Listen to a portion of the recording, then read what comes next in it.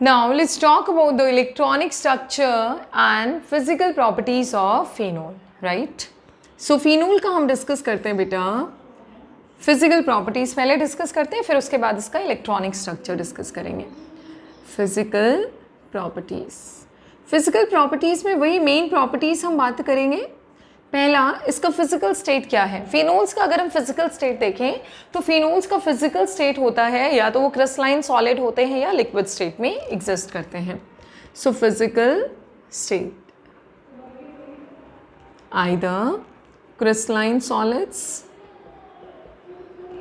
और liquid, right. Phenols का ये फिजिकल स्टेट है, लिक्विड के जैसा होगा। इनफैक्ट मैं अगर अपना एक्सपीरियंस शेयर करूँ आपके साथ, when I was in 11th class, तो when I went to chemistry lab and by chance nobody told me to do that, और बच्चे होते ही शरारती हैं, तो वहाँ पे फिनोल रखा हुआ था और इतना प्यारा क्रिस्टलाइन सॉलिड था कि मैंने उसको ऐसे हाथ से टच करने की कोशिश की। तो जब मैंने उसको टच करने की कोशिश की तो मेरे पूरे हाथ पे ब्लिस्टर्स हो गए थे, छाले छाले हो गए थे, बहुत पेनफुल था। That thing was very painful, I still remember that. So इसलिए बार बार आपको बोला जाता है कि कभी भी केमिकल्स को बेयर हैंड से टच नहीं करना चाहिए।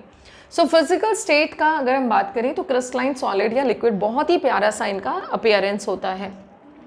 सेकेंड है इनका स्मेल की अगर हम बात करें, they have a particular smell जिसको बोला जाता है फिनोलिक स्मेल।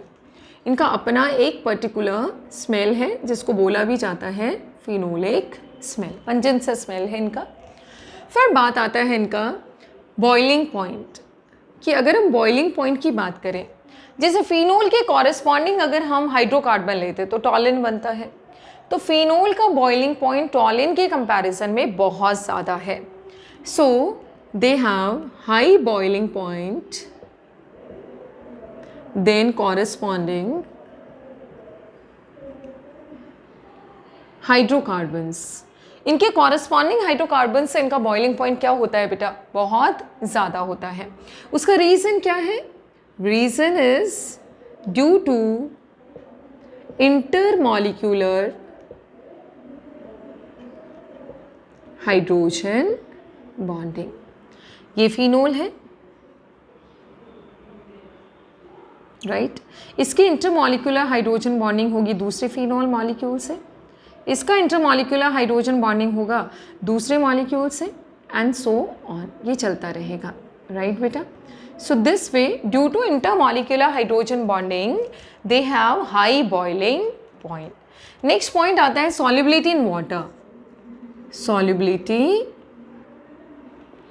इन वाटर, कि अगर हम इनकी वाटर में सॉल्युबिलिटी की बात करें, although they slightly soluble in water. अब कोई बोल सकता है कि जब ये हाइड्रोजन बॉन्डिंग कर सकते हैं तो वाटर में क्यों नहीं सॉल्युबल है? क्योंकि इनके पास ये एक बल्की ग्रुप है, बल्कि हाइड्रोफोबिक ग्रुप है, इस वजह से इनकी वाटर में सॉल्युबिलिटी कम होती है। So slightly water soluble, slightly होते हैं, right, due to weak hydrogen bonding. ये वीक क्यों होती है? Weak bonding is due to bulky phenyl group. जो बड़ा सा फिनाइल ग्रुप है, जो हाइड्रोकार्बन वाला पार्ट है, जो वाटर को बिल्कुल पसंद नहीं करता है, उसकी वजह से इसकी वाटर में सॉल्युबिलिटी क्या है बेटा, बहुत ही कम है। तो ये हो गया इनकी सॉल्युबिलिटी, बॉइलिंग पॉइंट। अब बात आती है कि इनका appearance with time why they turn pink. अगर हम बात करें इनकी, तो धीरे धीरे रखे रखे किस में कन्वर्ट हो जाते हैं, पिंक कलर में कन्वर्ट हो जाते हैं, राइट। सो फिनोल्स को अगर हम ओवर द टाइम देखें, सो व्हाई फिनोल्स टर्न और एक्वायर रेडिश ब्राउन, कई बार रेडिश ब्राउन एक्वायर करते हैं, वो डिपेंड करता है, और pink colour on long standing, बहुत दिन तक रखने के बाद इनका ये कलर आ जाता है। ऐसा क्यों? Due to their aerial oxidation. इनको ऑक्सीजन मिलेगा, इनको ऑक्सीडेशन होगा और ये किस कलर में कन्वर्ट हो जाएंगे, पिंक में या रेडिश ब्राउन में। For example this is phenol. Phenol का अगर ऑक्सीडेशन होगा तो ये क्या बन जाएगा बेटा, पैरा बेंजोक्विनोन, ये बन जाएगा।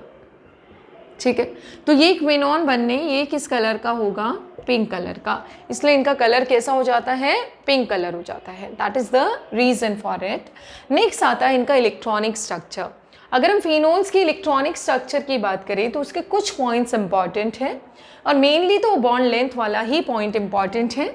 So electronic structure of phenols,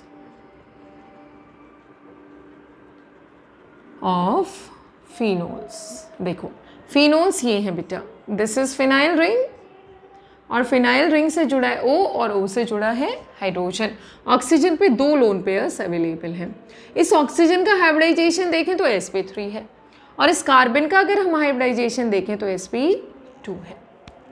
ठीक है, तो ये जो बॉन्ड लेंथ है ये आपका नॉर्मल कार्बन ऑक्सीजन, अगर हम अल्कोहल की बात करें ROH, तो अगर इसका बॉन्ड लेंथ A है और इसका B है, सो B is always smaller than A।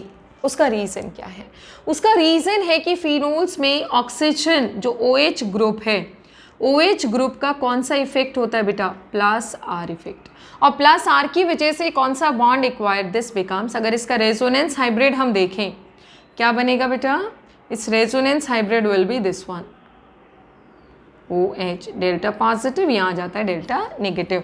अब खुद देखिए ये बॉन्ड पे कौन सा बॉन्ड आ गया है, partial double bond. So due to partial double bond, तो डबल बॉन्ड, थोड़ा सा भी डबल बॉन्ड आने से बॉन्ड लेंथ क्या हो जाएगी, कम हो जाएगी, बॉन्ड छोटा हो जाएगा।